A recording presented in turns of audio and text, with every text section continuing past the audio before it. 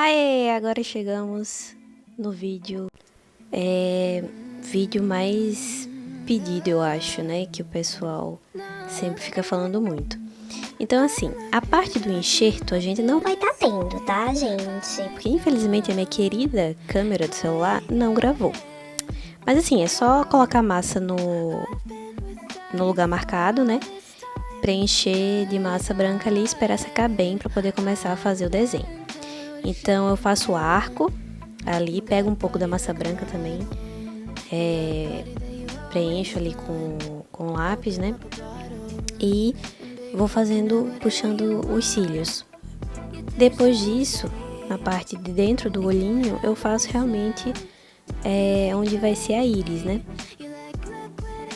Eu queria ela um pouco estrábica mesmo, um pouco vesguinha, porque fica fofinho, né?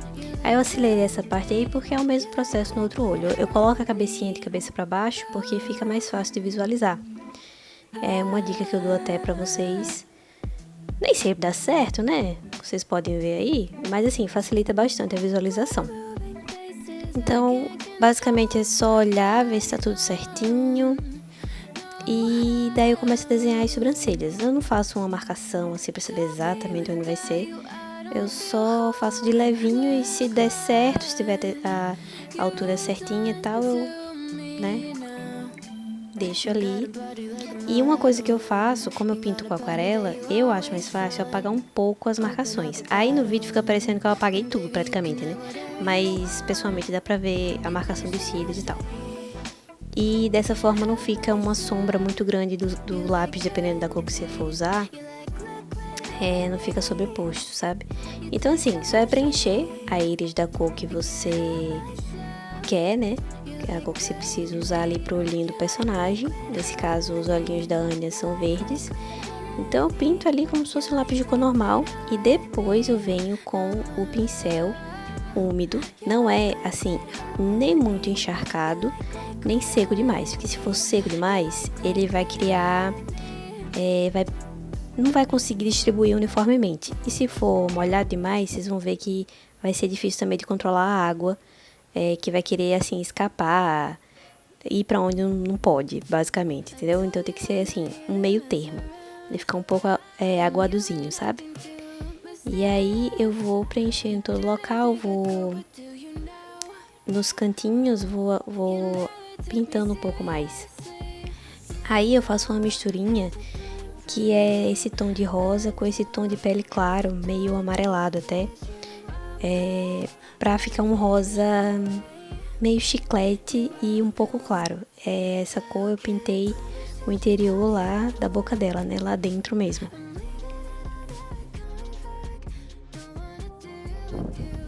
Depois disso eu venho com um tom mais escuro de verde.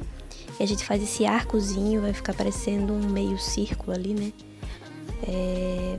Invertido. E pinto tudo em cima.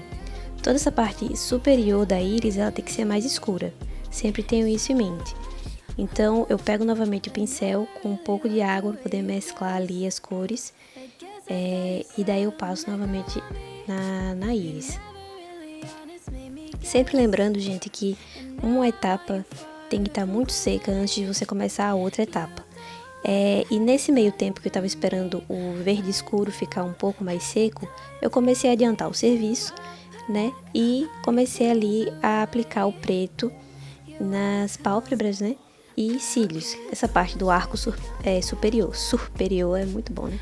Então eu comecei a preencher tudo, pintar com um pincel bem fininho. Esse pincel é pincel de unha. Acho que chama pincel artístico para unhas. Alguma coisa assim. Vocês encontram em qualquer lojinha de R$1,99, que não vai custar R$1,99, a gente sabe, né? Quando é que custou R$1,99 alguma coisa no Brasil? Mas enfim, aí vocês vão lá e pedem esse pincel para unha que a moça vai te falar: olha, tem esse kit aqui. Aí são vários pincéis, todos eles muito parecidos. E você vai pegar ele para pintar o olhinho, tá? São traços bem fininhos que a gente precisa, principalmente no começo dos cílios, dessa pálpebra superior, que a gente vai chamar assim. E um pouco mais grosso ao longo do tamanho dele, né? E quando vai chegando no final, a gente quer mais fino de novo. Dessa forma fica um olhinho mais delicado. E agora a gente puxa com calma, com suavidade, com delicadeza, os cílios. Você faz como se o pincel fosse se assustar. Ele começa um pouco grosso e aí você, opa, tirei.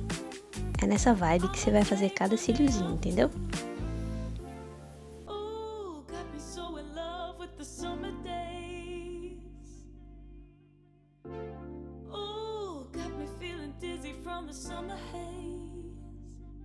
Cause we got the sunshine by the poolside.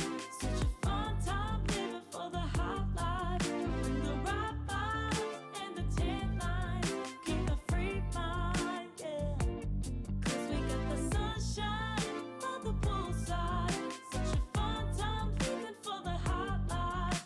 Bring the right vibes and the tan lines. E aí vocês conseguem ver que um cílio do lado direito do olho ficou muito pra cima, né? Então, é isso, gente. Apaga e faz de novo, é a vida. E agora, eu venho de novo com o mesmo tom de verde que eu usei em cima e eu preencho as partes que tem algumas falhas por causa da água, que não mesclou muito bem. Aí, geralmente, eu venho com o mesmo tom por cima e preencho essas partes de leve, assim, sabe? Ele dá um outro aspecto. Não fica riscado, não fica manchado, fica bem uniforme até. Só é não sair da área daquele tom que você usou. É um olho simples, relativamente simples, porque ele não tem nem pupila, né? São 2 tons, basicamente, de divisão ali. E é isso. A gente vai fazer agora alguns detalhes com a cor branca, que é para dar aquele aspecto de brilho no olho, né? Criar subtons mesmo, dividir uma cor da outra. E também, com o passar do tempo, eu fui percebendo que fica muito mais fofo olhos que tem a íris contornada, com um tom mais escuro. Não precisa ser necessariamente preto, como eu estou fazendo aí, mas pode ser qualquer outro tom mais escuro do olho. Poderia ser um verde ainda mais escuro do que esse, ou um marrom, por exemplo.